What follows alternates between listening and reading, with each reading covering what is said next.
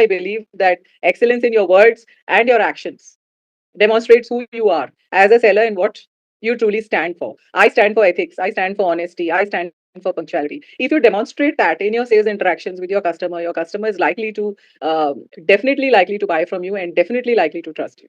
So one of the most important learnings for sellers is to get trust, you have to earn that trust, which means being on time, showing your face on the camera, showing that you're likable, showing that they can believe you. Find out why a customer has objections or why a prospect has objections because they've not yet become a customer, right? So a prospect basically has objections because their perception of the value you are offering is different from what they think you are offering, right? So in their minds, perception is reality. If I think you're offering less value than what I'm expecting, then I'm disappointed, right? So my expectation is different from the reality I am perceiving. And it is your job as a seller to close that gap and make perception is equal to reality in the customer's mind. That what I am seeing is what I'm getting, and what I'm paying for, I'm getting my money's worth. Okay, so how y'all are viewing objections are it's a dead end. After this, there is no path ahead. It's a rejection. It's a failure. It's a defeat. It's a full stop. After this, it's a no go.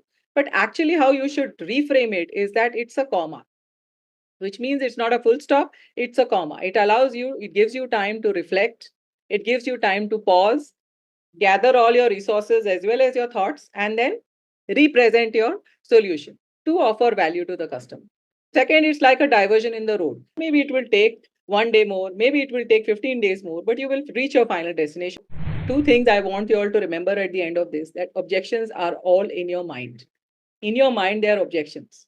But if you reframe them as opportunities to create more interest, as opportunity to address the customer's real concerns, as opportunities to understand their motivations and the outcomes they want from your product or service, then you will approach it with the mindset and energy of a winner rather than of a loser, where you're allowing objections to derail you and defeat you.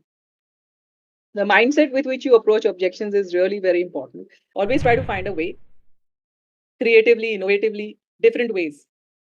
Reduce the scope, give something which is of lot of value to the customer, but very little value for me. Maybe I have to spend 1 hour more or 2 hours more in training, but it may be something which is of immense value to the customer. But don't allow objections to derail your deal because there are opportunities and windows which give you time to come back stronger and get the result which you want, which is obviously close the sale.